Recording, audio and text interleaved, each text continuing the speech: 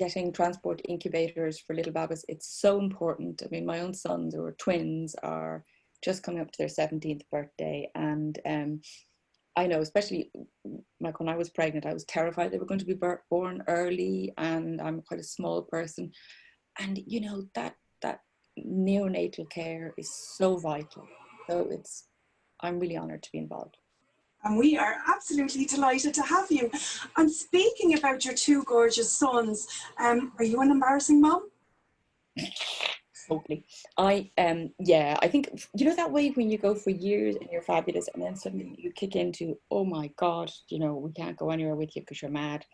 And then, you know, like there's the clothes that you wear are weird. And then you say stupid things. Well, not stupid things, but I'm very, you know, effervescent. And then I live in Enniskerry, they'd come down to the village with me, and I would talk to everyone in the village, and I know everyone in the village. So, you know, a 5-minute trip down to the village to get the paper or something would end up in 45 minutes, and they'd be standing there like, so yeah, they won't really come places with me so much now because of my sheer embarrassment, but that's normal, you know. It's like, what's that wonderful Oscar Wilde thing about, you know, when you're 80, you know, whatever, you think your parents are very stupid. I'm paraphrasing here. And then by the time you get to be 21, you're astonished at how much they've learned. Those 3 years are very informative.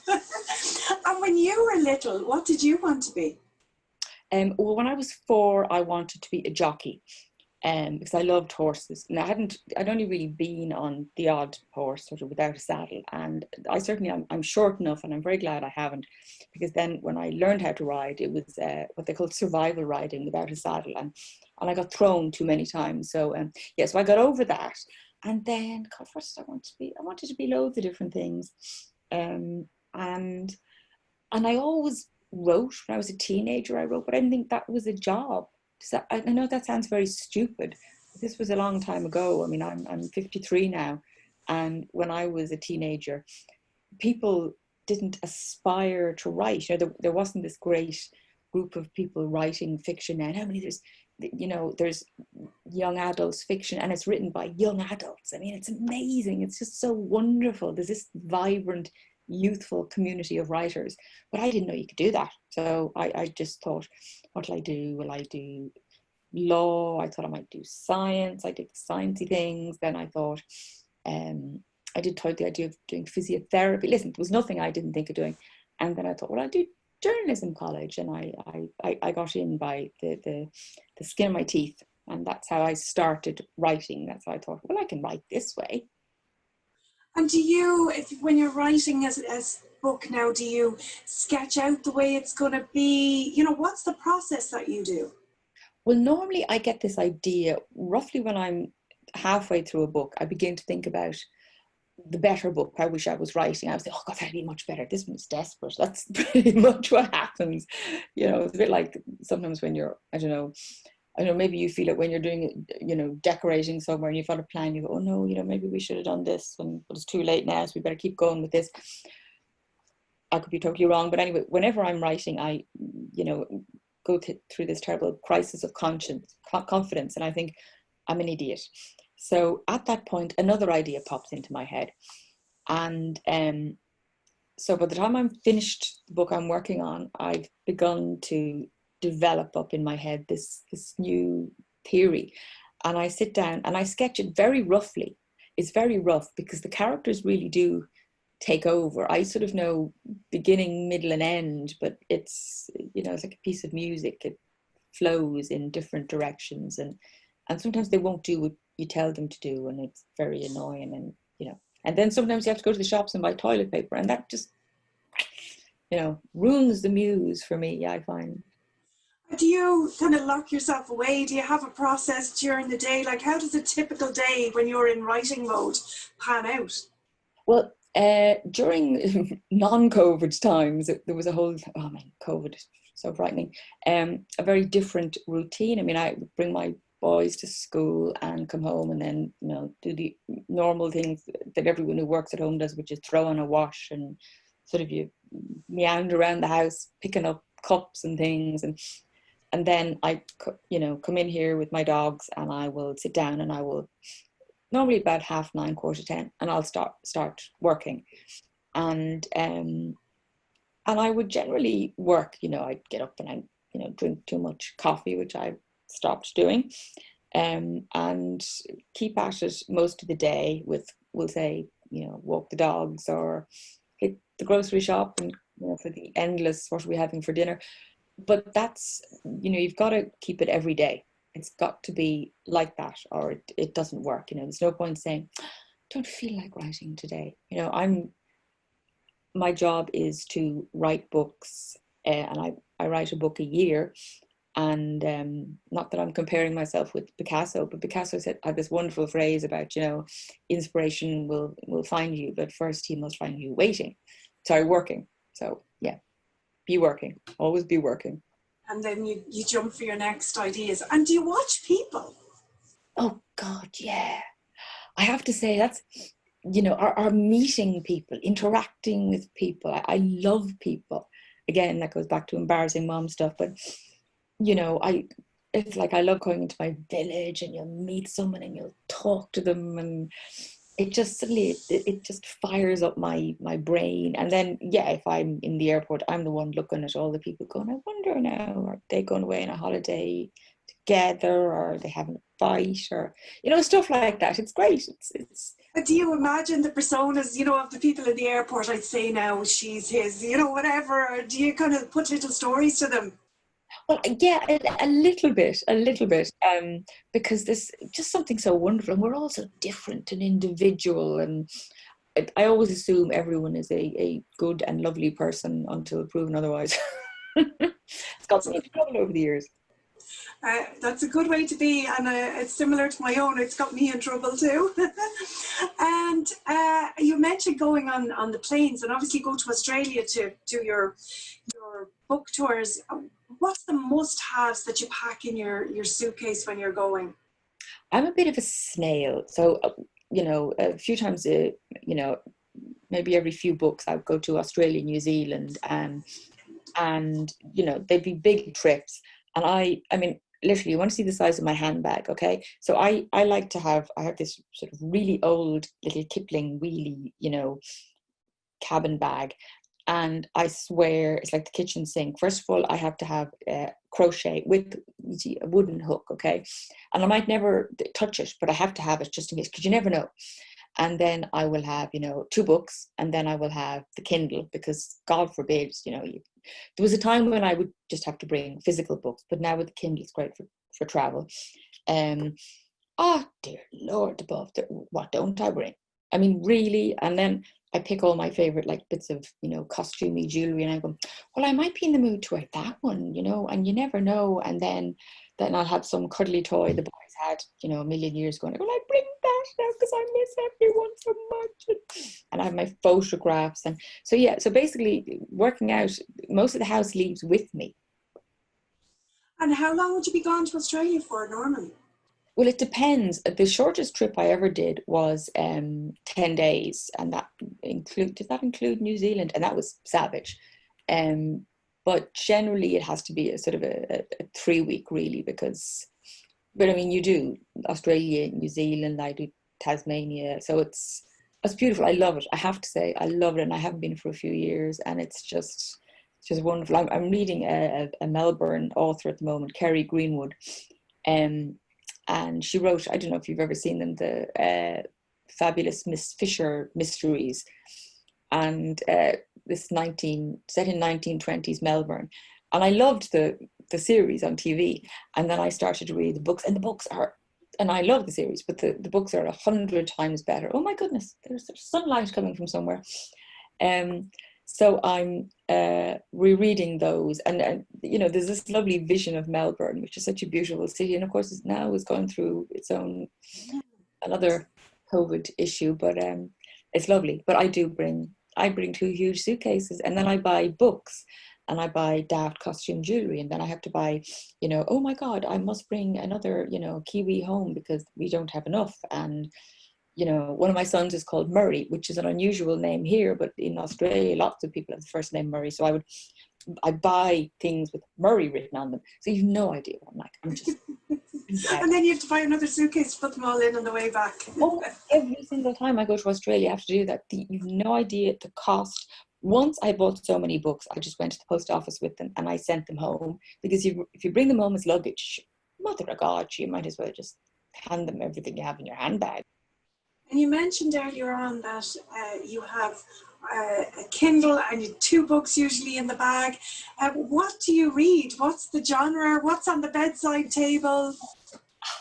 We could be here all... I should have brought a load of them down. God, what don't I read? I never stop reading. Actually, I'm reading... Well, the reason this is on the desk is because I was emailing the author the other day. So this is a lovely one I've just been reading called... no, you see, this is going to be Inside Out, isn't it? Yeah. Okay. Time Out by Emma Murray. And Emma Murray is Irish. And I love promoting other people's books. So she is... she's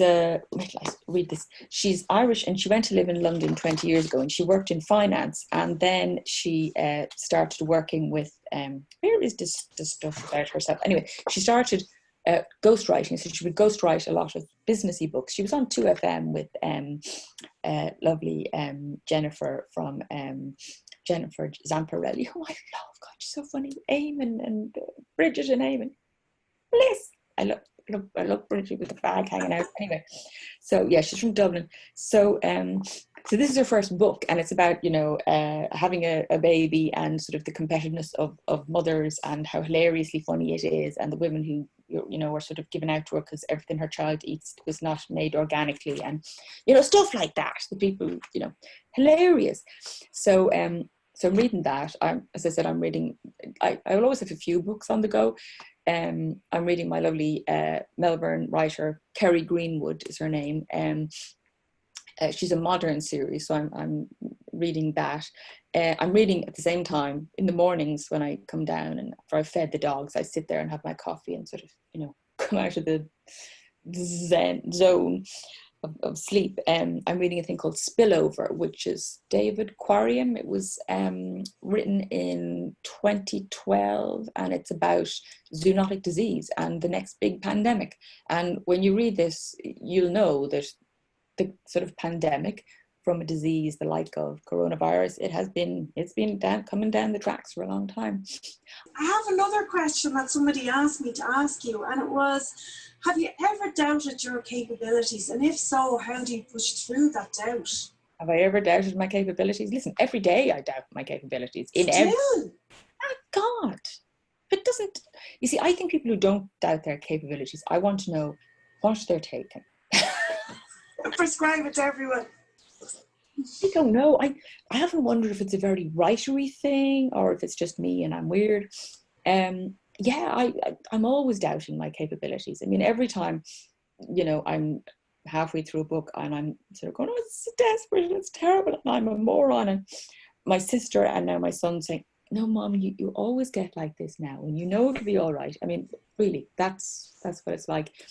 Yeah, I don't know. Is it a really female thing to do that? And yet it isn't. That's a terrible generalization, but I do that. I doubt myself a lot and get myself out of it. Well, I try to meditate to calm the madness, because as you can see, I'm a bit of a Duracell bunny sort of person. I do crafts and things. I like that sort of calming. I read and I watch, crap television, which is very exciting. What's your guilty pleasure on TV? Do you know what I'm watching at the moment? Actually, I'm watching The Rookie, which your man that used to be in, or who used to be in Castle, and I always thought that was great. And it's sweet. I mean, it's it's nicely light and lovely, because sometimes when I've seen the news and you're seeing something like, and I'm a news-aholic, so when I get off the news, I want to watch something nice and light and funny. And then I'll do sort of Derry Girls or Bridget Neyman or something that just fits me, and I go, Mrs. Brown's Boys, I'm sorry. I just have to, do you know what? I have this yen, because I'm always taping them, and I bought, episodes on the Sky thing. I keep saying, I want to get the one with the McGee. Do you remember that one? The one, it's sort of like Alexa, and someone gives the Alexa. And it's that wonderful Irish comedian whose name now is going to completely escape me, and she's doing the voice. And first of all, it's at a posh English voice, and then they flick it, and Buster comes in and he flicks it to sort of a real Irish voice. Oh God, no! You have to remember the name of the wonderful comedian, and she's always in the Red Cow, and she's just June Rogers. Oh yes, June Rogers. Yeah, June Rogers.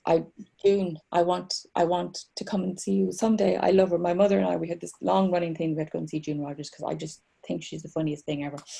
Anyway, so yeah, I do that. And this. Yeah. Go on, off you go. Sorry. How that gets round to do I doubt myself? Yeah, I try and go. Come on, just do it. Work. And I remind myself that I'm a parent. I, have a mortgage. I have to do things. I have, commitments to fulfill. I am a grown up. And I sort of slap myself around a bit and I say, stand there now, shut up, work. And that's important as well, to kind of just yourself back up. Books. Are you still, obviously, you're speaking about reading in the morning, reading in the evening, you still read ferociously then as well? Oh, listen, if I read less, I'd write more books, possibly, but we won't let the publishers hear that because, Definitely not. Don't want them to worry at all, man. That's our secret. And do you listen to music or anything? Love listening to music. I have the phone here, which I have turned off, and turned on to silent, so because normally when I'm doing a work thing something happens, so I have this wildly eclectic Spotify, and it's all over the place, and there's sort of jazz. I will always have jazz music very, very low when I'm writing. I do that, but then I have sort of your 70s disco. I love disco, and then it's hard to describe. I have so many different types of things, and rhythm and blues, and I don't know, mad stuff. And Lizzo, oh my God, Lizzo? Oh, God, I love Lizzo. She's amazing. She's amazing, isn't she? What you want you want women to say, do you know what? I can be any size I am. I am brilliant the way I am. Nobody tell me otherwise. It's just powerful and fantastic. I love that. And that's a lovely way, I think, to finish our little chat today. Before I go, I have one last question. Tell me something that we don't know about Cathy Kelly. Oh, hello here now. Well, your favourite craft, or something, your favourite dinner to cook, or how you entertain with friends, or something, that little tidbit. Okay, let me think about this now. Well, first of all, do you know what? I used to think I could cook. I think I'm going backwards cooking. Does that make any sense? My favorite thing to do is to go and have a cup of coffee with a friend, because I have loads of different friends, right? I have writer friends, I have friends from where I live, So go and sit down with one or two friends and have coffee and a scone and sit there and talk, and I absolutely love to do that. But my favorite craft, I try all the crafts. I can't knit. Now I mean I can knit, but it never looks like anything that's And my mother used to do Aran, so this is a great shame. I do exquisite embroidery, and I used to do little embroidery pictures when I was about 12. I used to just do little freehand, and I used to paint, and I wanted to be an artist, but I think I've said that before, so that's not new. What does nobody know about me? Oh God, now it's secrets will have to come out now. Okay, here we are. Once I was going to write a character who ended up doing pole dancing, so I did I think I may have said this before somewhere. So I haven't heard it. Sorry? I haven't heard it, so go for it. I did this pole dancing class, right? And it was it is the most phenomenal way of getting fitness, but I have a slight neck injury. God, this was about 12 years ago, and it was in a gym, and it was all women, and it was all blocked off so no one could see, so I wasn't in the slightest bit salacious. And basically it's a sort of a gymnastic-y thing, because it really works on your shoulders and your arms and your core. So I did this for a while, and it was hysterically funny, and you're just bruised black and blue trying to do it, but it was great fun because it was just a bit of crack. So I did that, and in the end then I didn't the character sort of didn't work out in the book, But I always think it was a fun thing to do briefly now, and there was a short while when every time I saw, you know, obviously there is no pole on the premises for me to practice on, so every time I saw a bus stop, I thought, just will I see if I can remember? And of course, instantly it had all gone out of my brain, and I get a hold to the pole, and I'd sort of go, and you put your leg around it. But I think bus stop poles are too fat. It has to be a certain level. So It's been an yeah, absolute pleasure talking to you. Thank you so much. it's a pleasure talking to you too. And I think I just hope everyone digs deep for this amazing cause.